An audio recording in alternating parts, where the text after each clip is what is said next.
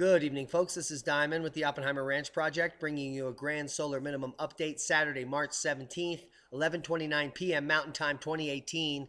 You are looking at the GFS total snowfall forecast up until March 28th, the first week of spring in the North American continent here. Heavy snowfall totals here in Missouri, South and North Dakota, up here in the triplex. But the models are changing. According to the mainstream, the fourth nor'easter, look at this fella, nice tie. Fourth consecutive nor'easter is unlikely due to bitter cold. 18-degree wind chill coming out of Boston right now for tomorrow. And the temperature is going to be cold, cold, and colder. Now, according to the mainstream, the next coastal storms should be shoved south thanks to a strong area of high pressure anchored in Canada. Let's go take a look at that on the GFS model, shall we? Join me. They're talking about a high developing here, which is going to prevent this low from developing. So as we run it through, I just got this model in. It's been slowing me down. It's been a nightmare. We have huge snow forecast for the Four Corners area, which is much needed over the next 12 hours.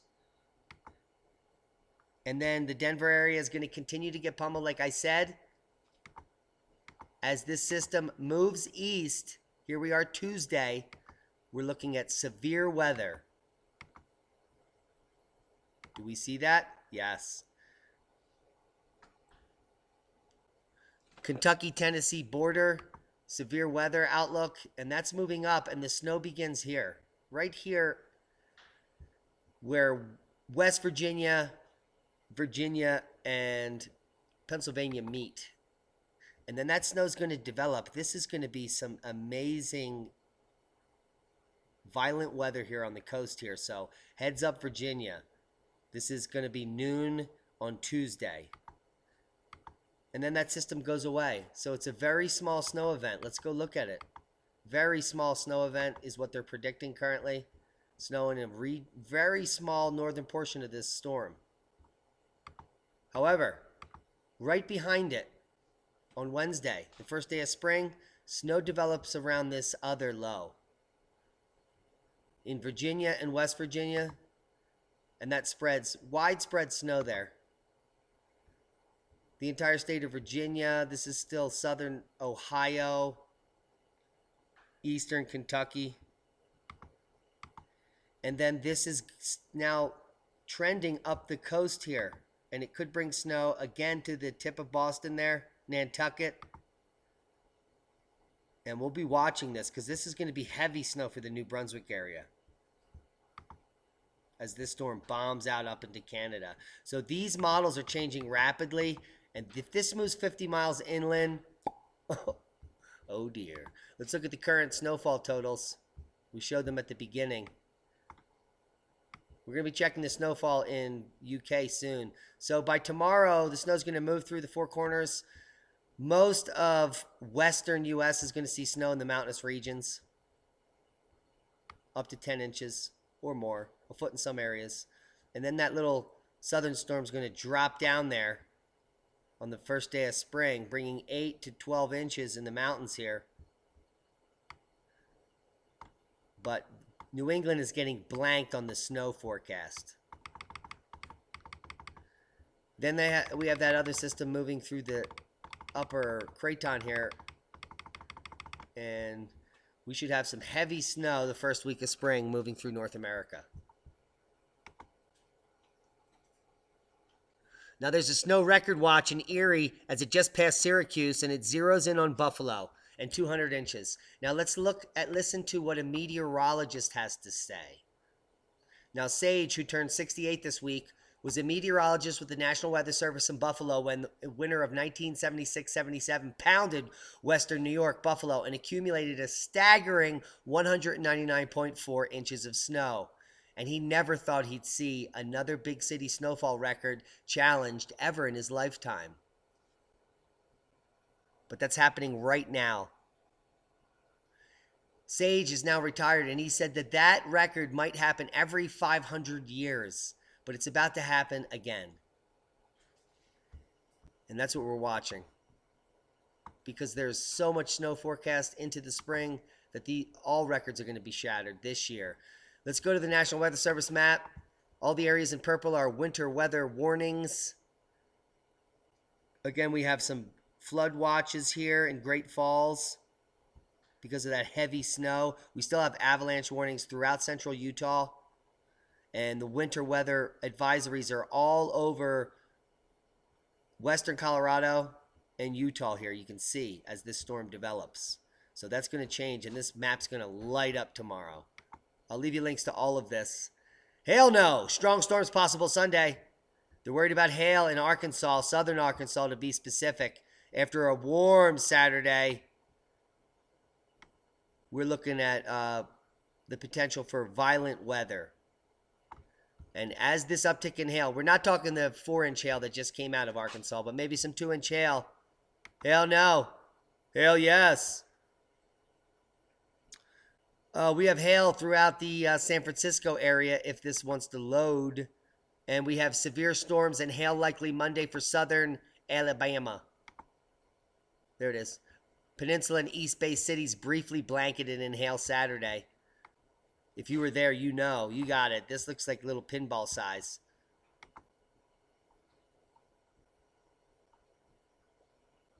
These severe storms and hail likely in southern Alabama. So that's a heads up for you guys.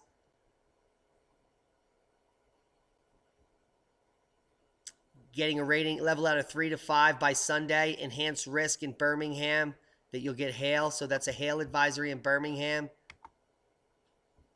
Ping-pong ball size hail and damaging winds possible in North Carolina.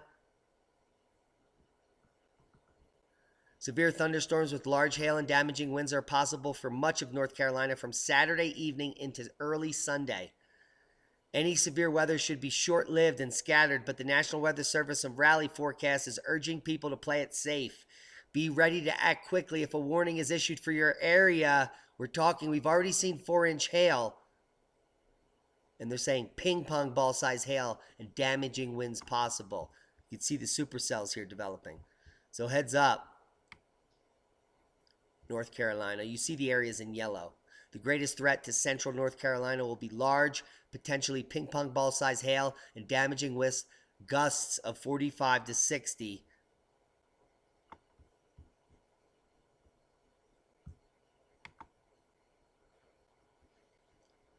Let's talk about the Beast from the East 2.0. Temperatures to plunge to minus 18°C tonight as the Beast from the East chill hits. Look at the colors. I love how they use colors there. Oh my goodness. Look at all the colors. Colors.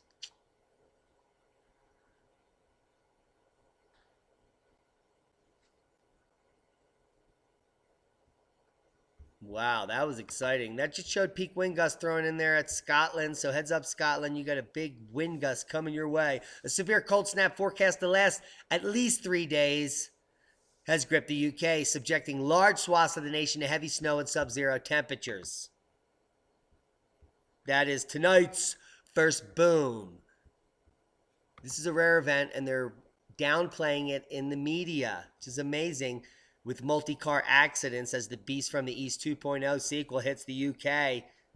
Drivers are being warned to avoid roads where multi-car accidents have caused multi-car accidents. It's hilarious. Derbyshire police said the A57 Snake Pass has been closed due to snow, while multi-car accidents have also caused congestion on the A53 and the A515 near Buxton. She's a little underdressed. Talking minus 10, minus 15°C. Icy cold snap as the mini Beast from the East grips the UK. Coming out moments ago, bitterly cold temperatures will feel as low as minus 10°C as the wintry snap dubbed the mini Beast from the East keeps its grip on the UK. The Met Office has weather warnings in place for more snow and ice, with some areas likely to see 25 centimeters of snow on Sunday. -4 in Aberdeen and Glasgow, -6 in London, -5 in Plymouth. Temperatures will really struggle on Sunday with maximum temperatures in low single figures. The wind chill, it will feel bitterly cold. So, Don't forget to grab your scarf. Orange alert, road-ish users are warned as the son of beast. This is what Scotland's calling it. No, Ireland, my bad. Heads for Ireland. Whew, look at them. They get an inch of snow and they don't know what's going on. Motorists, pedestrians, and cyclists were warned to stay home as the grand solar minimum descends and the supermarkets get emptied.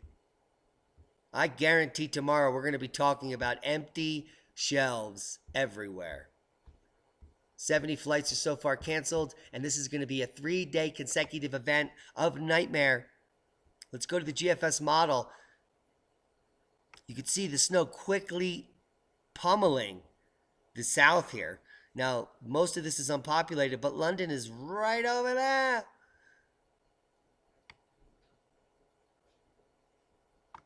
So there's going to be at least 6 or more centimeters in the London area tomorrow. This is going to create havoc because southern England, they don't know how to drive in the snow. Now, if we just move this model into spring here, you could see the depths of the snow here in the 42 centimeter range throughout Romania and Eastern Europe here. And then as we go into the spring, the snow is going to develop in Norway to record levels. There's a lot of moisture coming off the ocean here, bringing it off the chart here, above 110. And there are the snows in northern Morocco, central Morocco, Algeria. Are you kidding me? Look at how much snow is covering Spain, all the way down to the south in the growing regions. Some of these areas might be planting or be planted.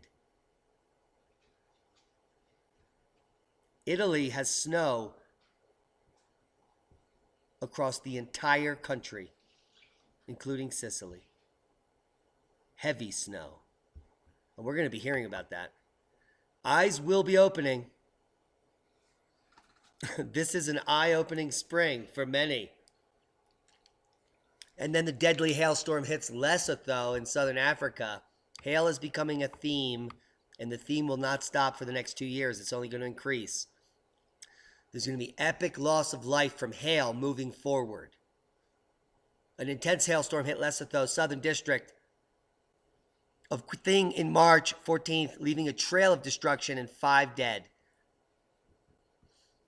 I'll leave you links to all of this. There's a lot to cover. I want to quickly finish up here. Now, how to survive the Cascadia earthquake. Tips from the seismologist Lucy Jones. They call her the Beyonce of earthquakes. Are you kidding me? I do not want her to get her eagle on. That's for damn sure. For 3 decades, seismologist Lucy Jones soothed the nerves of quake-rattled Californians with her calm explanations and common-sense preparedness tips. She's been called the Beyonce of earthquakes, and here she's going to tell you how to survive the Cascadia earthquake. So if you're savvy and you can read, and you can find the link down below, click Show More, you can find out all about it. If you can't, you're definitely not going to survive through the GSM. Seismic uptick worldwide as space weather falls off a little. We're coming down. The K index is going, it's quieting. And we have an uptick in moderate earthquakes worldwide, as we would expect, including 2 earthquakes in Kansas. Heads up, Toto. Clearly, you can see the soot coming out of Aoba, sulfur dioxide and carbon dioxide. They should tax that volcano because it's currently erupting at a low level. They should also tax Ducono, Reventador, and others. I mean, how dare they? Sakurajima has been erupting for weeks and hasn't paid a cent. Increasing space radiation to affect satellite technology and astronauts. Well, what about the humans on Earth? What about the 7+ billion? A talk about space radiation and cosmic rays might sound like a sci-fi movie, but if you watch our channel, you know that it's been increasing at an epic rate every year, and it's heating the magma in the subsurface in high silica rich magma chambers, causing more volcanoes to erupt, blocking out the sun, increasing the albedo, and rapidly dropping the temperature before your very eyes.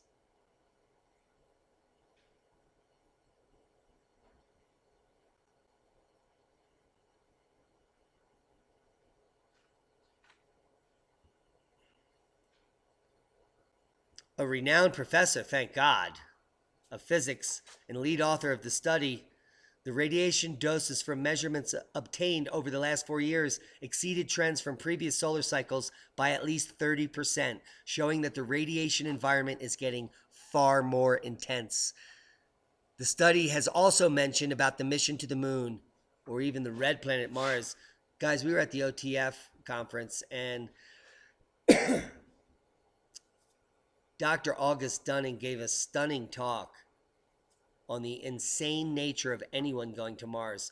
If anyone actually tries to go to Mars, they are going to fry. They're going to be completely destroyed by radiation because the cosmic ray increase in our solar system is not just on Earth, it's in our solar system.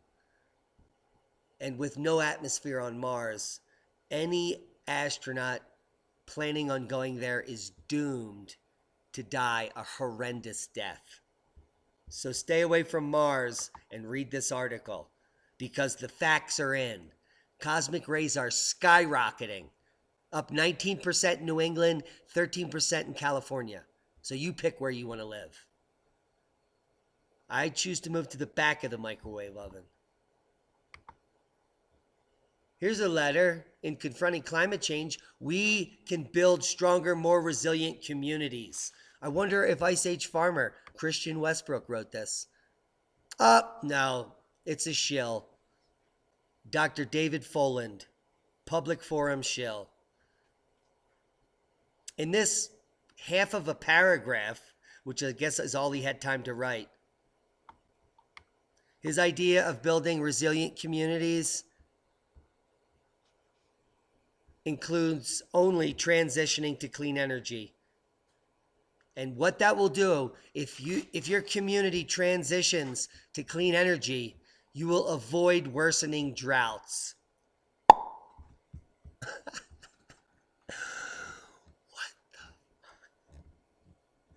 By acknowledging the scientific evidence and consensus on human-caused climate change and using market forces to speed the transition to clean energy, we will avoid worsening droughts.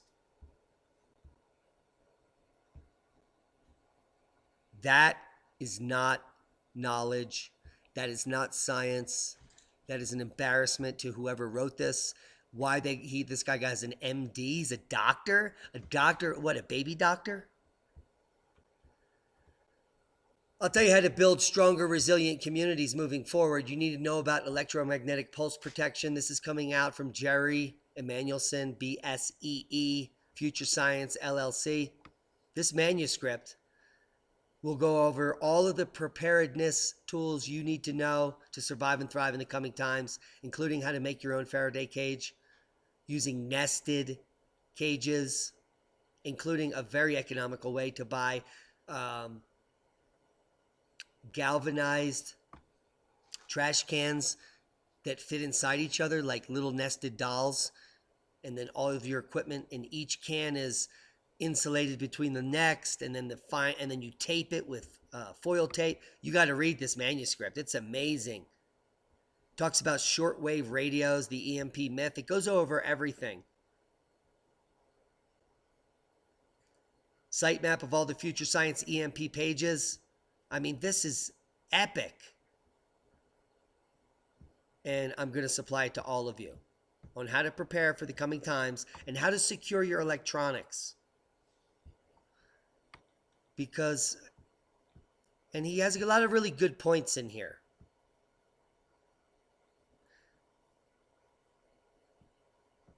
And here are some of them. Protection against the damage of a severe solar storm could be done easily and rather inexpensively by the electrical utilities. However, it's not being done.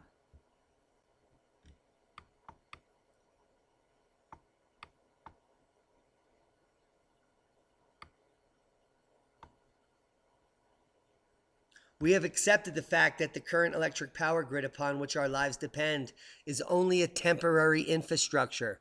This temporary infrastructure has served us well, and we now have entrusted our very lives to it. The fact that the electric power grid began as a convenience but has become a necessity for sustaining life is both one of the most beneficial and one of the most dangerous facts of anyone's existence. We don't know how long the current power grid will last, but if it is not replaced by a robust permanent infrastructure in time, hundreds of millions of people will die when the electric power grid collapses simultaneously in many countries. How such a collapse is very well known, and methods to either prevent it or have been spare transformers in place to fairly quickly repair it are also well known. Although these preventative measures would not be terribly expensive, they would take some time to put in place, and those things have never been done. Faraday cages are not relevant for solar storms for anyone at ground level.